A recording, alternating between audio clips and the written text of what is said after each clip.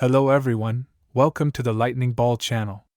If you haven't yet subscribed to my channel, please do so and activate the notification bell. Your support fuels my continued efforts.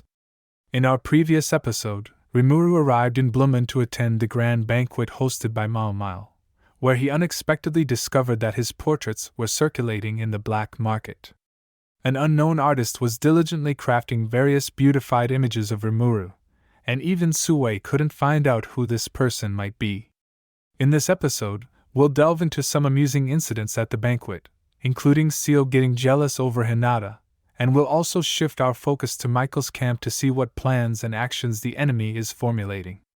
Let's get started. Not long after the banquet began, both Mao and the king of Bloomin Kingdom delivered speeches, followed by a period of free time. Rimuru leisurely navigated through the guests, intending to chat with acquaintances and broaden his horizons. Having already visited Dworgen Nation and Farmina's kingdom before attending the banquet, there was no need to greet King Gazel and Yomu again. With this in mind, Rimuru scanned the surroundings and quickly spotted someone who could capture everyone's attention, a supremely beautiful woman, Hinata Sakaguchi. Today, Hinata was dressed in a gown that exposed her entire back, the color like the night sky adorned with jewels that sparkled like stars, adding a touch of mature beauty to her appearance. Of course, the most stunning aspect was Hinata herself, exuding a sensual aura. Now sporting a bob cut that ended at her ears, her skin from the nape of her neck down to her waist was completely exposed. The bow tied around her neck, though a simple accessory, perfectly accentuated Hinata's slender neck. The black of her dress contrasted sharply with her pale skin, mesmerizing Rimuru. Rimuru couldn't help but marvel at the genius who designed such an outfit for Hinata, wishing he could etch this scene into his memory. He eagerly called out to Ciel, asking her to record the moment so he could relish it later. However, Ciel coolly stated that such a skill did not exist. Rimuru was baffled, especially since just several days before, Ciel had vividly displayed the battles between Carrion and Frey in the labyrinth within his mind, perfectly recording the entire process. Ciel explained that recording data was not possible outside the labyrinth.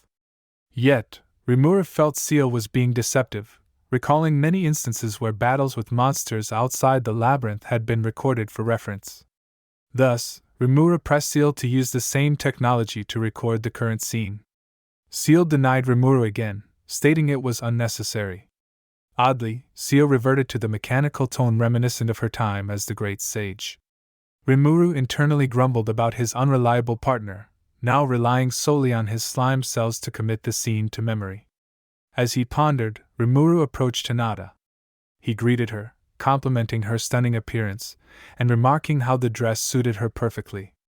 Hinata, gracefully sipping her wine, turned to him with a look as if she'd spotted a suspicious character, surprised that Rimuru would offer such flattery. Rimuru clarified that his comments were genuine, not just pleasantries. Hinata merely huffed a cold laugh in response, effectively closing the topic. Struggling against an impending awkward silence, Rimuru desperately engaged to keep the conversation going.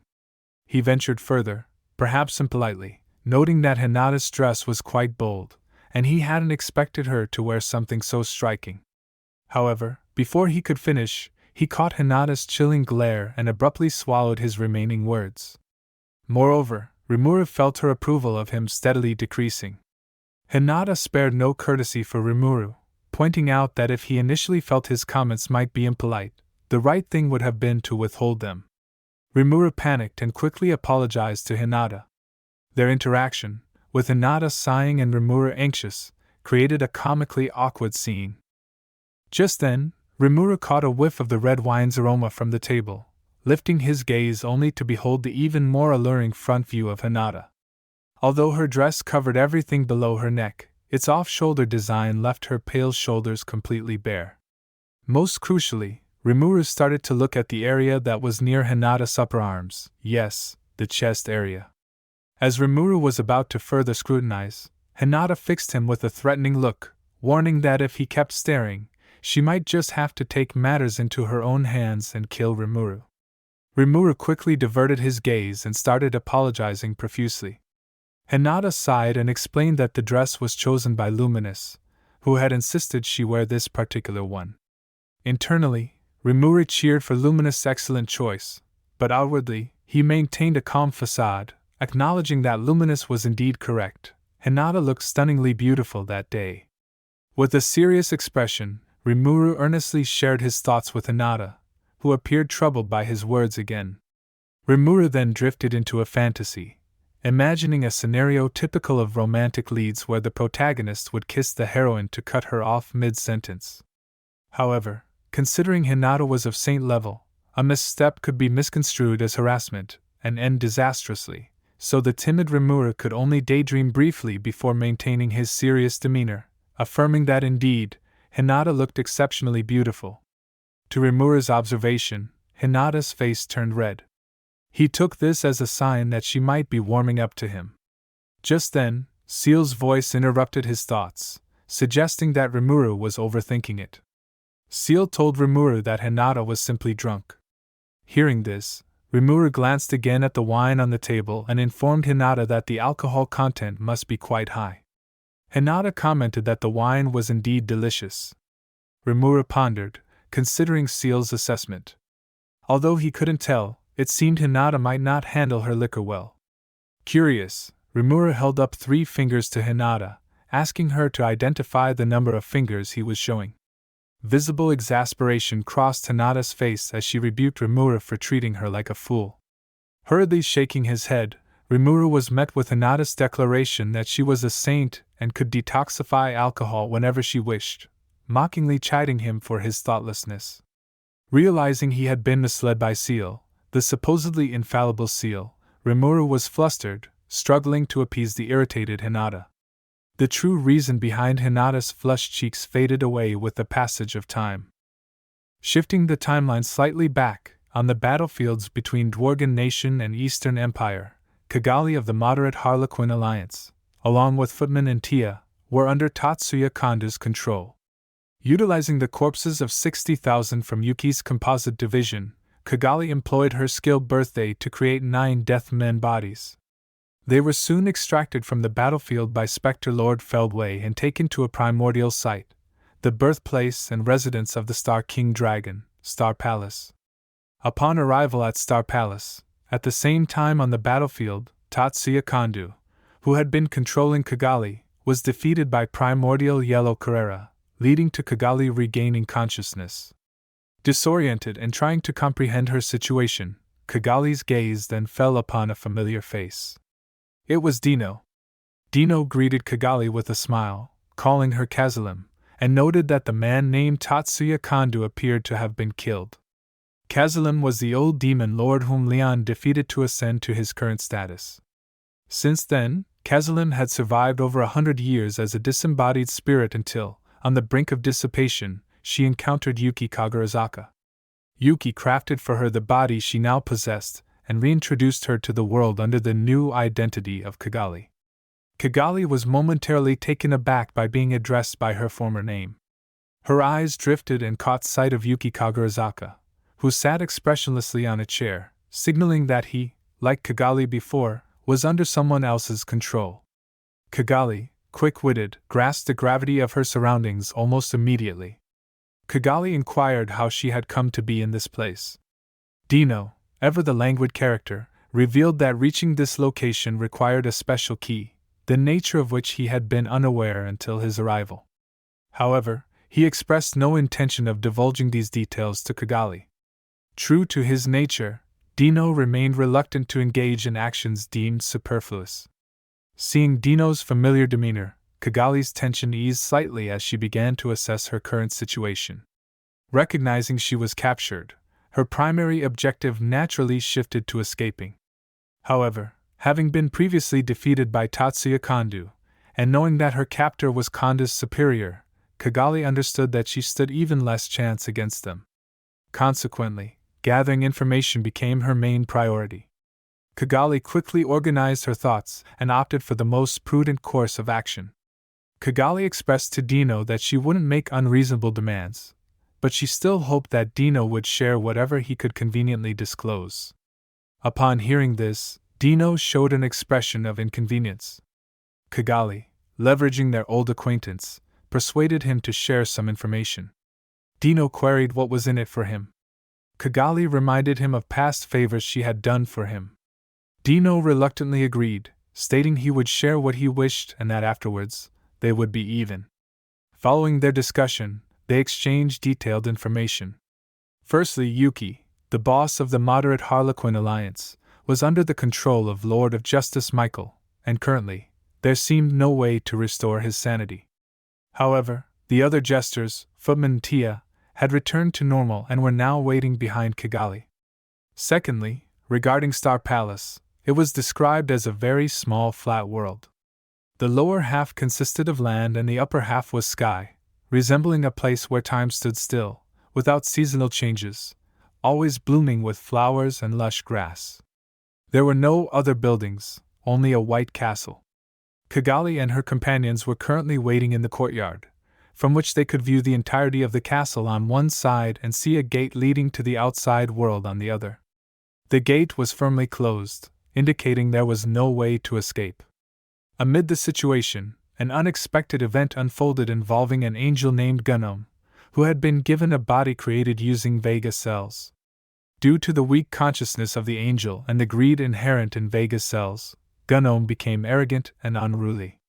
Fortunately, Footman successfully restrained Gnome. We will skip this part here. As Kagali was contemplating her next move, the gate leading to the outside world swung open, revealing 3 figures. The 2 women in the back were Dino's companions, Pico and Gracia. The man in the center, with long, dark hair and strikingly beautiful features, stood out among them. He was one of the 3 mystic admirals, Zalario. Upon seeing Zalario, Kagali instantly understood that he was an opponent she could not possibly defeat, an entity not of her dimension. In her words, he was on the same level as Guy and Milim. It's important to note that in Ramras's labyrinth, Zalario's powers were constrained due to the limitations of his host's body.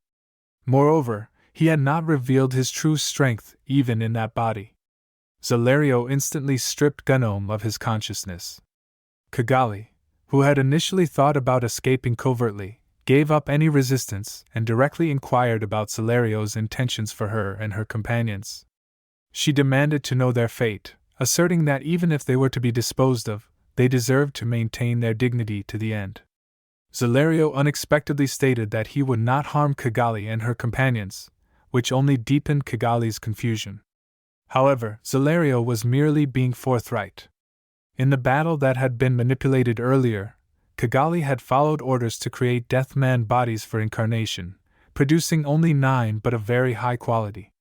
Like the primordial demons, it was a challenging process for Zalario and his fellow original angelic beings to take on physical bodies. Ordinary monsters or humans could not withstand their power, and their mission to invade Rimuru's central world necessitated stable, long-lasting bodies, hence the need for the Deathman bodies Kagali had crafted. Of course, there were other plans in consideration, including the use of Vega's body.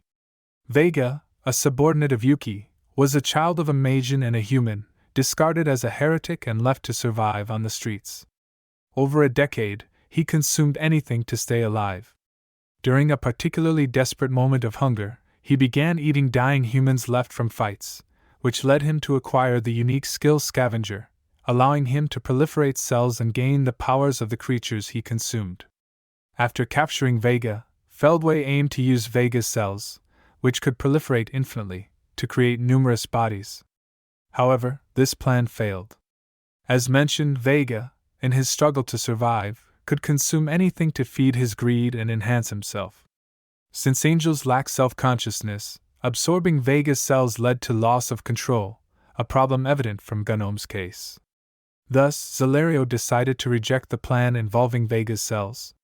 During this discussion, Kagali mentioned that Vega's greed had permeated every one of his cells, making it unadvisable to use them for propagation. Zalario nodded in agreement, taking Kagali's advice into consideration, and invited her to accompany him into the castle. Kagali hesitated briefly but eventually followed Zalario, with Footman and Tia quietly tagging along. Entering the castle, Kagali was struck by its majestic and grandiose appearance, realizing her previous standard of luxury, set by Clayman's castle, was severely limited. In all, Zalario explained that this castle was the residence of Veldanava-sama. The few conversations with Zalario left Kagali with the impression that he might unexpectedly be a reasonable and understanding individual. They soon reached a secretive small room, resembling a laboratory, equipped with 2 large cultivation devices. One was surrounded by 5 angels, within which a humanoid figure was visible. Yes, it was Vega, evidently being used to cultivate the proliferative cells. Noticing Zalario's arrival, everyone present turned and bowed their heads. One of the angels, named Dalis, a confidant of Zalario, listened attentively as Zalario issued an immediate halt to the use of Vega for creating incarnate bodies. Dalis, without questioning the reasons, efficiently executed the command. In his view, Zalario was invariably right, and his role was simply to obey. This obedience underscored the angels' weak self-awareness, making them susceptible to the corrupting influence of Vega's cells. Witnessing this scene, Zalario felt a touch of resignation. He had initially hoped that by naming his subordinates, they would develop some sense of self-awareness, but it appeared his expectations were too high. Yet, as he expressed these thoughts, there was no emotional fluctuation in his tone. Zalario had believed that cultivating bodies from Vega would suffice, but Vega's own body was inherently malevolent, compelling the use of the 9 Death Man bodies instead. Feldway aimed to augment their combat resources, and this time, instead of summoning 500 angels with Michael's Armageddon, army of angels, the energy would be concentrated to summon a few seraphs that could be effectively utilized. The Death Man bodies created by Kagali were intended for their use. However, with Vega's cells proving unusable and only 9 incarnate bodies available, deciding who would use them posed a new dilemma. With this in mind, Zalario prepared to leave to discuss the matter with Feldway. Just then, the sound of shattering glass halted him. Vega had instantly broken the cultivation device and furiously accused Gunome of having torn off his arm, demanding it back.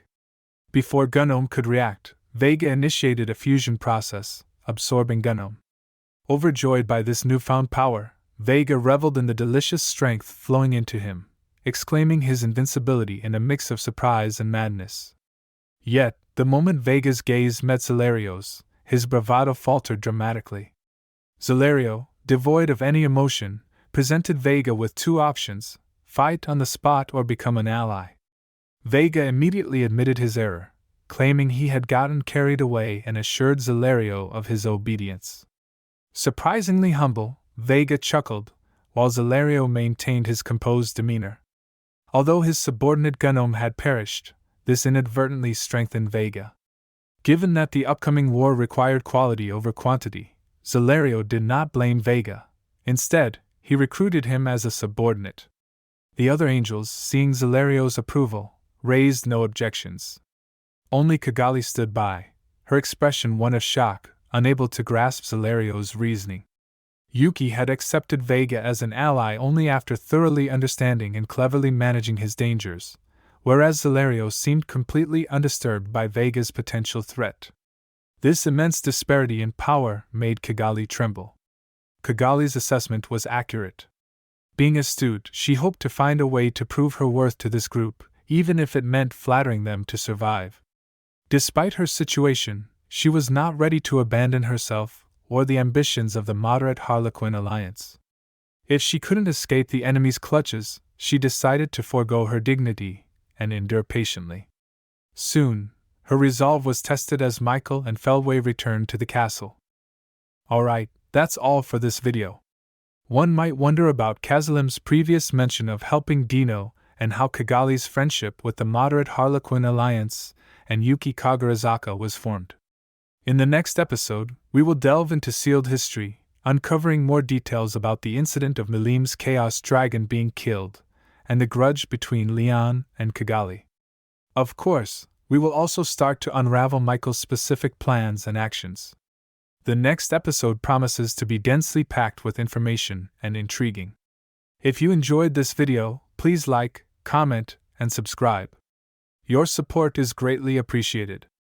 See you in the next one.